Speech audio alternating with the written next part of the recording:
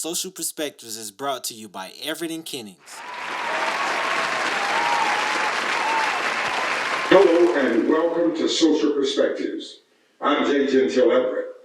On May 27th of last year, peaceful protests in Minneapolis, Minnesota, from the Black Lives Matter movement was met with concussion grenades, tear gas, and rubber bullets.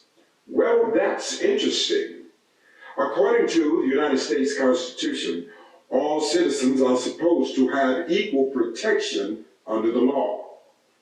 Perhaps we need to revisit the understanding regarding how the law is actually executed in America. A few days ago, we all witnessed an event unimagined by any of us until now. Before a few days ago, no one living could have witnessed the last time the Capitol was breached. It was in August 1814 when the British captured Washington with little to no resistance before setting the Capitol on fire. Dr. Martin Luther King Jr. believed in nonviolent protest because he was a man of enormous peace and discipline. But the current climate in our country seems so shackled with hate in some. It's reminiscent of the Jim Crow era, and it is placed on glaring display right now. But when Black Lives Matter movement and people of color protested their grievances in America, there was another story. If there is any question about the double standard with respect to the execution of law, the riotous events that took place at our Capitol should clear up any doubt about that. In other words, what else do we need to see? We'll be right back.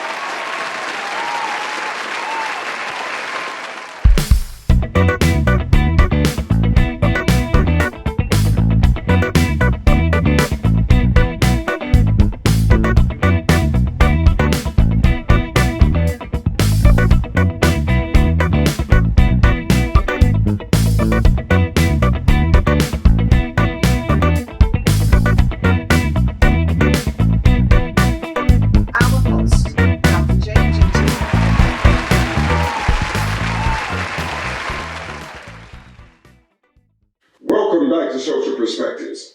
Well, it appeared we have finally reached a new low in our political atmosphere. We're not simply talking about policy differences or tax cuts, health care, or COVID-19. We have now witnessed an unmistakable attack on the citadel of democracy, the People's House of the United States of America. In the rich history of the United States, we have encountered political differences, racial inequality issues, voting rights issues, and controversial court decisions. That's America. We're all aware that sometimes we might receive an unfavorable court decision or struggle with discrimination and prejudices about any number of things, including race. But the injustices perpetrated against blacks, Jews, and people of color in general are not foreign to our memory. Blacks were lynched unjustifiably, executed without jurisprudence. Black women viciously abused as a recreation by white men, knowing full well there would be no consequences or reprisals for their actions. Black children disciplined in the public forum by whites who felt it warranted their attention, and they felt like they had the right to do it in front of the parent. The demeaning labels, the dehumanizing of people of color, our dark history in our country. But now, low has become lower. We saw an angry mob who traveled from various states and gathered in our nation's capital with the intent of mounting an insurrection to our government. This act of sedition was not some clandestine execution. It was not engaged behind the curtain of darkness. It was not an esoteric plan of engagement. No, no. It was brazen and blatant. It was immersed in audacity with pageantry. This mob, arrayed in the regalia that reflected their philosophy, and without recalcitrance, by the behest of their exalted leader, they marched to the Capitol with the apparent intention to take over our government by force if necessary. They rushed the Capitol building, broke through the windows and doors. Some climbed the walls, signifying their determination to get in this sacred federal building and take the government so that they could bend and contort the law of political power to fit the whims of their own interests. This group, almost exclusively white citizens, some of whom stated they were prepared to die a violent death if necessary for this cause. They got in the building en masse. They ransacked the offices, stole items from the offices, and literally caused great havoc and horror to all those who serve our nation. Flags and foul language, violence creating victims and damage and destruction were the manifestations from this riotous endeavor. But the most incredible part of this pandemonium was the ease and the prodigious lack of resistance they encountered in pulling off this unusual invasion. It brought delight to many involved. While 5 people lost their lives and many more were injured from this kerfuffle. But when they finished, most of them got into their cars and trucks and headed back to their respective homes. It boggles the mind to see selfies with law enforcement were taken. No one saw rubber bullets or concussion grenades. How is it possible that they could break in and burglarize the Capitol, trample on important documents, destroy computers, and calmly traverse to their vehicles and go back home, as if they had just left a social gathering, maybe a barbecue, with those who shared their conviction? And everyone enjoyed the food, and now we are all headed home. Now that's amazing. I mean, seriously. I'm sorry, but there is not one scintilla of evidence do I possess that would cause me to believe the members of the Black Lives Matter movement or anyone of color would have gotten in yelling distance to that building to desecrate one of our nation's monuments. There is no impetus of unction that would cause me to believe that none of this would have been possible by any other ethnic group. I read one day a piece about race. It was a recounting of a conversation between a white and black businessman. They both were trying to get along for their businesses. The black man said, "I surely do pray I can get my loan. My books are strong enough. Then the white businessman said, well, I'm not concerned about getting my loan because I found out being white gives me an incalculable advantage. I'll close this segment with this. It's really amazing. It appeared one of them in that conversation only had the hope of prayer, and the other one was comfortable because he felt he was privileged. You decide which was which. But it's clear only the privileged could have invaded this institution with seemingly impunity. I ask again, what else do we need to see? We'll be right back.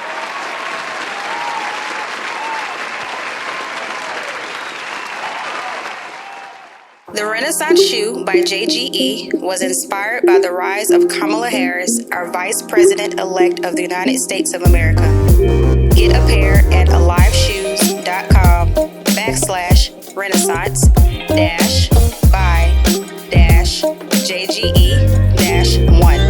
Again, that's aliveshoes.com/renaissance-by-JGE-1 to get a pair of American history.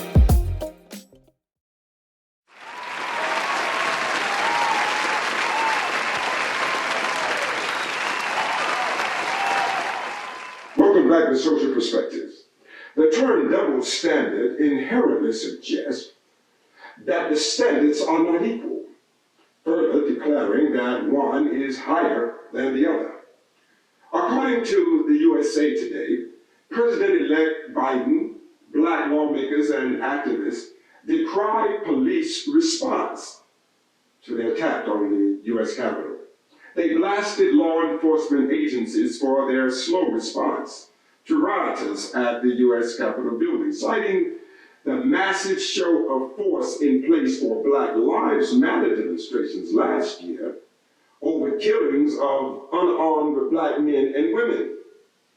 Biden said his granddaughter pointed out the unfairness between the images, unfairness in the races. She even concluded that if these were black people, those protesters would have never gotten close to that building. She further states, no one can tell me if this group would have had guns, explosives, that many of them would not have made it out. She was right. We must commend her for her insight, and she's a young woman. Vice President-elect Harris suggested that we have two systems of justice. One that let extremists storm the U.S. Capitol, and another will receive tear gas for peaceful demonstrations. And that's simply unacceptable.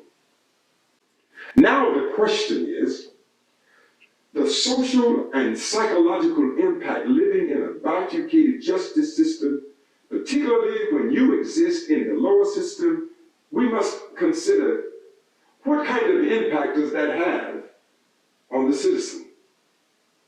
Well, I have consulted with those who are involved in psychology.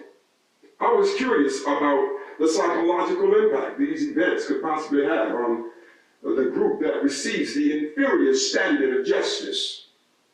One said, when they heard the deaths of Breonna Taylor and George Floyd, they felt like they always felt when a black person like them was killed by police. It's like a flash of rage, so powerful it physically hurts, followed by a numbness that fills them with shame that there was nothing else that they could do to keep it from happening. Further, many psychologists suggest it is a pain without description. It's like a storm that has no origin and has no connection to anything that makes sense to the oppressed. There is a sick feeling inside of powerlessness while being overwhelmed and terrified and irate. There is an infused anger that propels one to engage in the protest from the beginning. But then you cope with the possibility of imminent trauma. The protest could turn dark and dangerous at any given moment. And all you were trying to do was to stand on a principle of fairness, equality, and justice. That's all. Blacks are not trying to be white, nor do I know any who has an insatiable desire to be so. But there is a cry from the voices of the unheard, who generation after generation continue to yell out, "We are not interested in being your opponent. We just want equal opportunity." The painting is indeed quite a bit to handle, and it's having disastrous impact on the mental health of the oppressed. All over social media, people are reporting they are crying a lot, having trouble sleeping, feeling terrified, feeling irritable. And those that are out on the streets are risking arrest, serious injury, and even their lives. Whether it's due to COVID-19, the great pandemic, or police violence, either way, the streets are covered with trauma right now. And the feeling of less than does not have any positive contribution to assist anyone toward healing. Dr. Elahi, a psychologist who worked with military veterans and civilians experiencing post-traumatic stress disorder, he says, the demonstrators and the protesters are at risk of developing PTSD due to these bursts of violence. These protests are not just about what's happening in this moment in history or even in our lifetime. They're fueled by centuries of compounded Black pain. The fact that this generation is experiencing their own crushing waves of stress, thanks largely to the precarious economic conditions and the still spreading pandemic, lest we be unaware. The deep trauma and grief Black people carry in their skins and bones, our hair and our blood, are all coming out on the streets as we face violence from this country yet again. That remains in what seems to be an eternal, ubiquitous cycle from which there is no escape. America must understand, each morning Black people get out of bed and they head to work, or they go to the local cafe for a light breakfast. When we get up with the legacy of lynching and bearing the burden of stereotypes reflective of past generations. So inculcated in our everyday movements, whether we're conscious of it or not, we are tied to a dark past in America.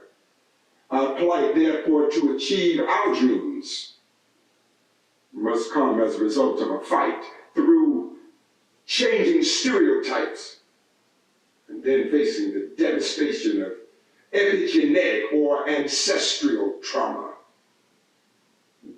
Being connected with our ancestral struggle, however, can infuse energy, bring about healing and motivation to all of us if we just remembered they endured suffering and adversity so that we could be the recipients of social and financial achievement. All I am saying to you, let's remember our plight may not be pleasant, but our plight is present, and we still can overcome if we want that.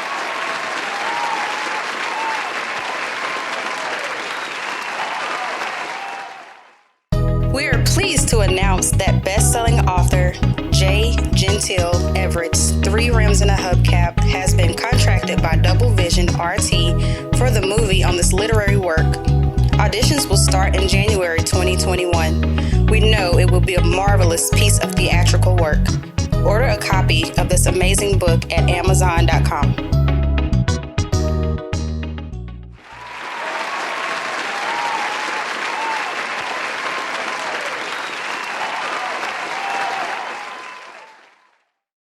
Welcome back to Social Perspectives. I'm a theologian and minister, and when I see violence and vicissitudes, kidnapping the joy and sanctity of religion in the parlance of our society, it seems like the two biblical ideas presented to Jesus toward the close of his life regarding paying taxes to Caesar. His response was, render unto Caesar what is Caesar, and unto God what is God. Jesus seemed to be promoting a dichotomy between the political and the religious. If we were to simply accept that posture, it would give cover to those who believe they can use the ideas of Jesus when those ideas fit into their personal position on various social issues. Then, when they are not in favor of a certain political position, they use the teachings of Jesus as a substratum undergirding that position. There is no such thing as a Jesus of convenience. Today, with the horror America recently experienced, with the disorganized militia who attack the Capitol to demand their political wishes and take it by force if need be. Politicians from all political corridors and stripes began to bellow. Harsh reprisals must be implemented at once without delay. Political pundits from all of the networks weighed in with strong emotional comments about something must be done urgently because this invasion into our capital is beyond the pale. And now there must be a response that sends a clear, cogent, and compelling message that this type of action will not be tolerated. It appears from my vantage point, there are a couple of things I'd like to address quickly. First, the political and the social are reflected in our world as Caesar versus God. Is that the paradigm? Perhaps so. But Christians are trying to use, through a misinterpretation of the scriptures, that the Caesar and God paradigm is to be totally separated, and consequently, one has nothing to do with the other. So we can believe in the right to life and favor the cutting of food stamps for the poor and the underprivileged. You see, here's the problem, and here's the contradiction. Jesus said, what you do to the least of these, you do unto me also. Therefore, God is apparently interested in what we do to serve him to those less fortunate than we are. Yes, we all must deal with Caesar, but we deal with him with and in our relationship with the Lord. Secondly, it boggles the mind to understand this incredible outrage over the attack on the Capitol building. Yes, I get it. No one should invade and burglarize the Capitol or any other government building. I understand that. The perpetrators should face consequences for such actions.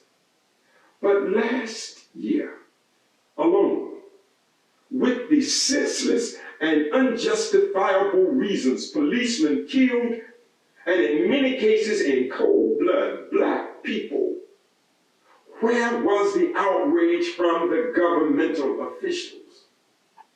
This is not in any way to minimize the seditious act of those in recent days in Washington, but the building can be restored and reinforced. It can be made better. But these black lives lost, they are lost forever, and they cannot be restored. The family will never hug or share vacation with that loved one ever again. Where is the outrage?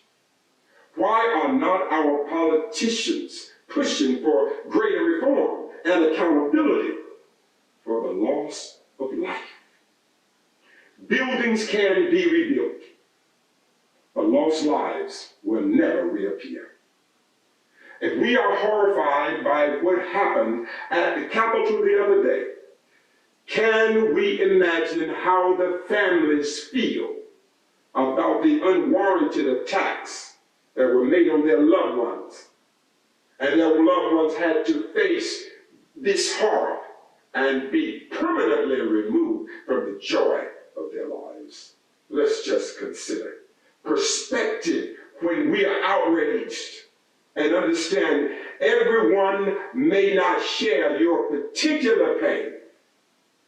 But there's nothing like dealing with personal pain that cannot be fixed with wood, bricks, and cement. The lives of people are the earth's greatest blessing, and not buildings.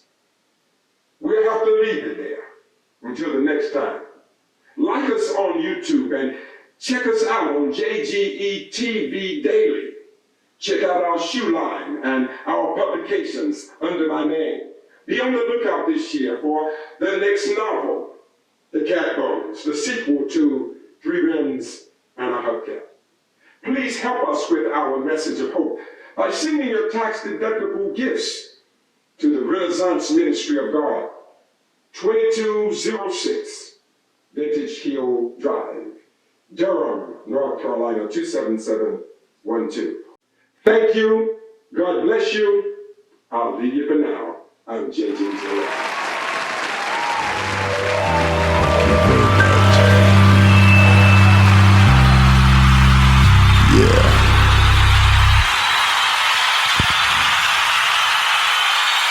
Give me a little bit more on this mic, brother.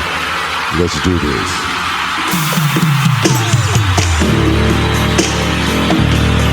I want it.